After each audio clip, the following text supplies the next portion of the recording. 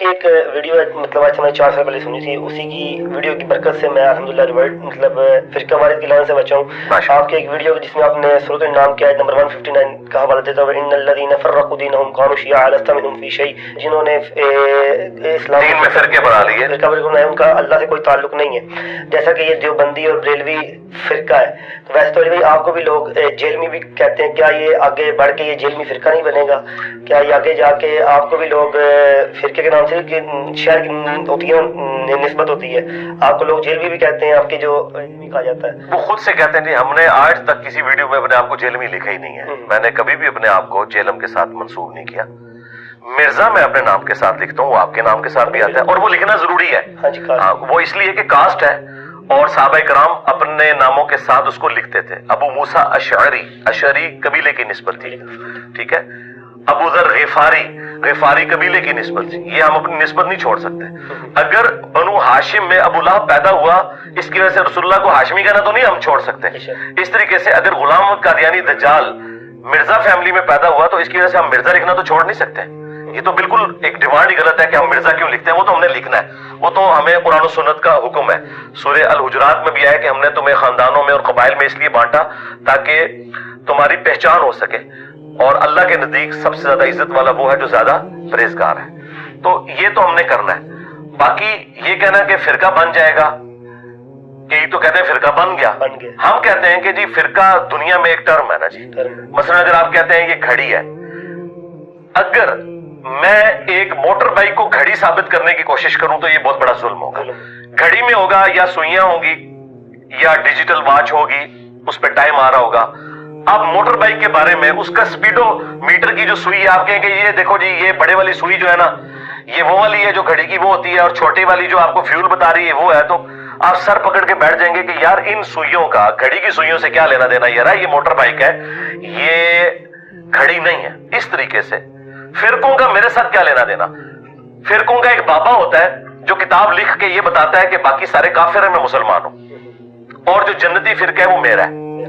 मैंने किस फिरके के बारे में कहा है कि वो जहन्नमी फिरका है? मैं तो कहता हूं सारे फिरके मुसलमान हैं और एक ना एक दिन अपना अजाब भुगत के जन्नत में चले जाएंगे। मैं इनके पीछे नमाजें पढ़ता हूं, इनको चंदे देता हूं, और कोई अलग से मस्जिद नहीं बनाई। फिरके की मस्जिद अलग होती है, आप इस्लामाबाद में देख ले, एक बरेलवियों को मस्जिद मिलती है ना, जो बंदियों को हाथ पांव पड़ जाते हैं, वो कहते हैं एक प्लाट सानू भी लाट करो। तो मैंने तो कोई प्लाट नहीं मांगा, मैं बरेलवी देवबंदी अहले हदीस शिया सबके पीछे नमाजें पढ़ता हूं। ना मेरी कोई चंदा बुक, ना कोई मदरसा, ना कोई मस्जिद। तो फिर मुझे ये क्यों कह रहे हैं कि जी आपने फिरका बना लिया? ना मैंने अल मुहन्नद लिखी, ना मैंने हुसामुल अरमैन लिखी, ना मैंने किसी को काफिर डिक्लेयर किया, ना मैंने ये कहा कि हम ही जन्नती हैं बाकी जहन्नमी है। उल्टा मैं तो ये कह रहा हूं कि सारे ही इंशाअल्लाह मुसलमान हैं, अपने अपने ज़बात भुगत के अल्लाह ताला चाहेगा तो जन्नत में दाखिला फरमाएगा। मैं तो सब मुसलमानों के पीछे नमाजें पढ़ने का कायल हूं, उनको चंदे देता हूं, उनकी मस्जिदों में जाता हूं, अलग से मस्जिद कोई नहीं बनाई हुई है। लिहाजा ये इल्जाम वैसे ही खत्म हो गया। देखें, इल्जाम लगाने के लिए आपको सारी चीजें साबित करना पड़ेंगी। जब वो चीजें ही नहीं है तो आप किस तरीके से किसी के ऊपर इस तरह की हद जारी कर सकते हैं कि ये वाला मामला हो गया? छोटी सी बात के ऊपर हुक्म उठ जाता है। देखें, सही बुखारी में तालीकन रवायत है और सुनन इब्न माजा में भी मौजूद है। बुखारी की चैप्टर की हेडिंग में एक छोटा सा वाकया लेके आए इमाम बुखारी के। हजरत उमर ने अपने दौरे खिलाफत में एक पागल शख्स के ऊपर हद कायम की, तो हजरत अली ने कहा कि ए अमीरुल मोमिनीन, आपको नहीं पता कि 3 लोगों से अल्लाह ने शरीयत का कलम उठा लिया है, पागल, सोया हुआ शख्स और छोटा बच्चा। इसकी वजह से हजरत उमर ने अपना डिसीजन वापस ले लिया कि मजनून है तो अब शरई हुक्म उठ जाएगा, उसके ऊपर कोई हद नहीं लगेगी क्योंकि है ही पागल है।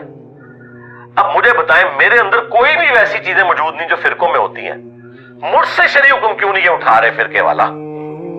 तो ठीक है, कहते रहे, लोग मुझे सुनते हैं मुखालफीन के कहने के ऊपर ही। लोग कहते हैं वो तो ये बात कर ही नहीं रहा, आप झूठ बोल रहे हैं। तो अल्लाह का शुक्र है, मुझे इन्होंने मिर्जा कह के कादियानी कहा तो सबसे ज्यादा वीडियोस इसी वजह से मेरी देखी गई। इन्होंने मेरे से बड़ी नेकी की है। तो इनको मैं इसलिए समझा रहा हूं कि कब्र आखिरत की फिक्र करें। अल्लाह ताला आपको क़यामत के दिन पूछेगा ये जो कुछ आपने किया है, ये जो हरकत आप कर रहे हैं। लेकिन अगर मेरे एतबार से पूछे तो मुझे फायदा है, और चीखो मनो तो फायदा ही फायदा है। मैं और लोगों को रसूलुल्लाह के साथ जोड़ूंगा सल्लल्लाहु अलैहि वसल्लम इंशाअल्लाह। अच्छा अली भाई, आपको याद होगा कि मेरा आपसे लाइव सेशन हुआ था, मैंने एक सवाल किया था मिनी गॉड पे, और आपने मुझे दलील देते हुए कहा था कि जैसे कि बरेलवी भी कहते हैं कि उनका जो उसे आज़म है वो कुंभ इज़्निल्लाह कह के मुर्दे को کیا کرتے تھے، لیکن کن بإذنہ کا مطلب تو ہے اٹھ جا اللہ کے نام سے، تو یہ کن فیکون کی صلاحیت تو نہیں نہ ہوئی، یہ تو مطلب اللہ کے نام سے اٹھا رہے ہیں۔ اور اگر آپ کہتے ہیں کہ جنت میں ہمیں کن فیکون کی صلاحیت ملتی ہے، تو اگر ایک شخص وہاں پہ جنت میں کہے کہ میرا گھر رسول اللہ کے ساتھ ہو، اور دوسرا بھی کہتا ہے میرا رسول اللہ کے ساتھ ہو، تیسرا بھی کہتا ہے، وہاں پہ تو لڑائی ہو جائے گی۔ تو اگر ایک خواہش والا ہو تو پھر تو اللہ کے ہاتھ میں ہے نا کہ اللہ جو مرضی کرے۔ جی اللہ کے ہاتھ میں ہے۔ میں نے کس ویڈیو میں کہا کہ جنت میں جا کے انسان اللہ تعالیٰ کے دار اختیار سے باہر نکل جائے گا؟ کبھی بھی نہیں کہا، یہ تو ہمارا عقیدہ ہی نہیں ہے۔ ہم یہ کہتے ہیں کہ وہ اپنے فریم آف ریفرنس کے اندر جتنی اللہ نے اس کو جگہ دی ہوگی اس کے اندر اس کا حکم چلے گا۔ یہ نہیں ہو سکتا۔ اب قرآن میں آیا ہے کہ جنت میں ہر وہ چیز ہے جو تم چاہو گے۔ کیا اس کا رزلٹ کسی نے یہ نکال لیا ہے کہ میری خواہش یہ ہے کہ میں نبی اسلام کا پڑوسی بن جاؤں اور اللہ تعالیٰ یہ پوری کر دے گا؟ نہیں، وہ جو پڑوس کے اہل ہوں گے انہی کے لیے پوری ہوگی خواہش۔ آپ کے حالات و واقعات کے اندر جو آپ کے لیے فیوریبل ہے وہ آپ کو ملے گا، آپ اس طرح نہیں کر سکتے۔ اور دوسری بات، مفتی سعید صاحب جنہوں نے 3 نکاح پڑھائے ہیں عمران خان صاحب کے، انہوں نے تو اگلے دن ایک ویڈیو میں کہہ دیا، جب ان سے پوچھا گیا کیا جنت میں وائی فائی ہوگا، انٹرنیٹ ہوگا، تو انہوں نے کہا بھائی جنت میں تو سب ایک کی ہی چھوٹی چھوٹی خدائیاں ہوں گی، جو چاہو گے ملے گا۔ کیا جنت میں وائی فائی ہوگا؟ سب کچھ ہوگا بھائی۔ کسی آدمی کے وہم و گمان میں بھی وہ چیزیں نہیں گزری جو اللہ اسے جنت میں دے گا۔ بھیا سب کی اپنی اپنی چھوٹی چھوٹی خدائیاں ہوں گی، اب اس سے زیادہ کیا چاہیے؟ بھیا سب کی اپنی اپنی چھوٹی چھوٹی خدائیاں ہوں گی، اب اس سے زیادہ کیا چاہیے؟ بھیا سب کی اپنی اپنی چھوٹی چھوٹی خدائیاں ہوں گی، اب اس سے زیادہ کیا چاہیے؟ اپنی خدائی ہوگی نا، یہ ہو جائے یہ نہ ہو، اپنی خدائی ہوگی نا، یہ ہو جائے یہ نہ ہو، اپنی خدائی ہوگی نا، یہ ہو جائے یہ نہ ہو۔ تو ان کو کسی نے کافر کیوں نہیں کہا؟ انہوں نے تو خدا کا لفظ بولا کہ خدائیاں ہوں گی، اور ایک نہیں ساری خدائیاں مانی۔ وہ بات بالکل ٹھیک کر رہے تھے کہ اپنے فریم آف ریفرنس کے اندر۔ باقی جو منی گاڈ کا کانسیپٹ میں نے اس حوالے سے دیا، اس میں وہ گاڈ معبود کے معنوں میں نہیں ہے، بلکہ ان معنوں میں ہے کہ جس طرح اللہ کو موت نہیں آنی، ہمیں موت نہیں آئے گی، جس طرح اللہ کی مرضی چلتی ہے، اللہ کے دیے ہوئے اختیار میں سے اپنے ایریے میں ہماری مرضی چلے گی۔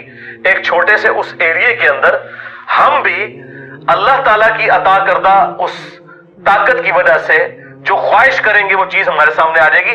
خواہش کے بعد چیز کا سامنے آنا، یہ تو کن فیکون سے بھی بڑی چیز ہوگی کہ آپ خواہش کریں اور وہ چیز آپ کے سامنے ہو جائے۔ یہ اللہ تعالیٰ کے انڈر ہوگا۔ باقی اس لفظ کے اوپر جو اعتراض کرتے ہیں وہ بھی اعتراض نہیں بنتا۔ اس کی وجہ سورہ یوسف میں 2 جگہ ہے، یوسف علیہ السلام نے اس خواب دیکھنے والے کو کہا تھا تم میں سے ایک شخص جس نے خواب دیکھا ہے اس کی تعبیر یہ ہے کہ وہ اپنے رب کو شراب پلائے گا۔ وہاں رب جو ہے وہ آقا کے معنوں میں ہے، لیکن لفظ تو رب استعمال ہوا۔ پھر اردو زبان میں بھی آپ لفظ استعمال کرتے ہیں نا خدا، یہ لفظ ہے ناؤ خدا۔ ناؤ کہتے ہیں فارسی میں کشتی کو، خدا کہتے ہیں اس کے چلانے والے کو، یعنی کشتی کا چلانے والا۔ اور اس کو مختصر کر کے ناؤ خدا سے نا خدا بن گیا ملاح کے لیے۔ اب وہاں خدا کا لفظ ہے لیکن وہ خدا ان معنوں میں نہیں ہے۔ تو یہ انہوں نے خامخواہ ایک لنگوسٹک کی بات سے چیز کو پکڑا، حالانکہ ہم اس طرح پکڑے نا تو صوفیاء جو وحدت الوجود کہتے ہیں ہم ان پہ کفر کا فتویٰ لگائیں۔ وحدت الوجود کا مطلب یہ ہے کہ کافر، مسلمان، جانور، انسان سب ایک ہی وجود ہے، یہ تو کفر ہے۔ وہ خود بھی کہتے ہیں کہ نہیں، وحدت الوجود کا مطلب یہ ہے کہ تمام چیزیں اللہ کی وجہ سے قائم ہے۔ ہم کہتے ہیں پھر آپ وحدت الوجود کیوں بول رہے ہو؟ وہ کہتے ہیں اس کی تشریح ہم کریں گے نا، اگرچہ لفظ بول رہے ہیں کہ ایک وجود ہے، ایک وجود تو نہیں ہے، کروڑوں تو پاکستان کے اندر انسان آباد ہے، ٹھیک ہے، 8 ارب دنیا کی آبادی ہے، اور باقی جو وجود ہے وہ الگ سے خربوں میں ہے، تو پھر ایک وجود کیسے ہوا؟ وہ کہتے ہیں نہیں، ایک وجود کا مطلب یہ ہے کہ یہ خالق اور مخلوق الگ ہے، لیکن ان سب کی زندگی ادھاری ہے اس کی۔ اتنی بڑی تعویل ہم ان کی مان کے، ہم انہیں کافر نہیں کہتے۔ پینتھیزم کا، ہماؤس کا عقیدہ ہندوؤں والا ان کے اوپر نہیں لگاتے، ہم ان کی تعویل قبول کرتے ہیں۔ تو میں نے بھی جو بات کی تھی وہ یہ ہے کہ جنت میں ہر شخص کو اللہ تعالیٰ اپنے فریم آف ریفرنس کے اندر اختیار دے گا، اور دنیا میں یہ تو کہتے ہیں چاہیں تو اشاروں سے اپنے کائے پلٹ دیں دنیا کی۔ یہ تو کن فیکون سے بھی آگے چیز ہے، وہ تو دنیا میں ہی کن فیکون سے آگے مانے ہوئے کہ اشاروں سے کائے پلٹ دیں۔ یہ شان ہے خدمت گاروں کی، سرکار کا عالم کیا ہوگا؟ تو سرکار، بات یہ کہ جب انجینئر صاحب کوئی بات کرتے ہیں نا، اس سے بڑی بات ان کے بابے نے کی ہوتی ہے، وہ پس پشت ہوتی ہے، مجھے لا کے نا سامنے کھڑا کر دیتے ہیں۔ اس لیے میں نے یہ دعویٰ کیا تھا، میرا کوئی ایک عقیدہ، میرا کوئی ایک نظریہ ایسا اصول اور مبادی میں آپ لے کر آئیں جو اس سے زیادہ ورسٹ فارم میں پہلے ایگزسٹ نہ کرتا ہوں۔ مثلا اگر میں بنو امیہ کو کنڈیم کرتا ہوں تو جو غالی رافضی ہیں وہ تو حضرت معاویہ رضی اللہ تعالیٰ عنہ کو مسلمان ماننا تو دور کی بات، وہ منافق کہتے ہیں، اور تقیتاً بھی نہیں مانتے۔ तकिया वो करते हैं खुलफाए सलासा के ऊपर। तो मुझे बताएं, मुझसे ज्यादा तो वो ये कर रहे हैं, तो मैंने कोई नया नजरिया तो नहीं रखा। और मेरा जो नजरिया है वो बुखारी मुस्लिम से मैं हदीस पेश करता हूं, उसके बावजूद मैं रज़ी अल्लाह अन्हु कहता हूं। तो अल्हम्दुलिल्लाह मैं कभी भी एक रेड लाइन को क्रॉस नहीं करता। मेरा हर नजरिया दुरुस्त है इस हवाले से कि वो किसी न किसी फॉर्म में उससे ज्यादा सख्त हालत में या बरेलवियों के यहाँ पाया जाता होगा, या देवबंद के यहाँ, या अहले हदीस के यहाँ, या शिया के यहाँ। अब रफुल दैन पे मैं जोर देता हूं, तो क्या अहले हदीस रफुल दैन पे जोर नहीं देते? उनका तो पूरा मसलक रफुल दैन के ऊपर खड़ा हुआ है, ठीक है।